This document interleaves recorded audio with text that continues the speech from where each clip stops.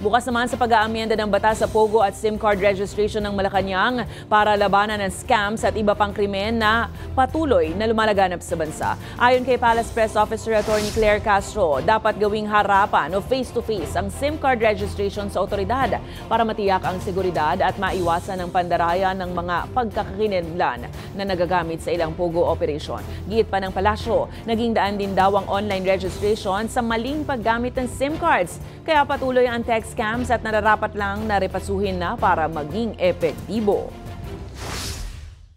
Kahit noon pa po, sinasabi natin ay mukhang meron po talagang loopholes.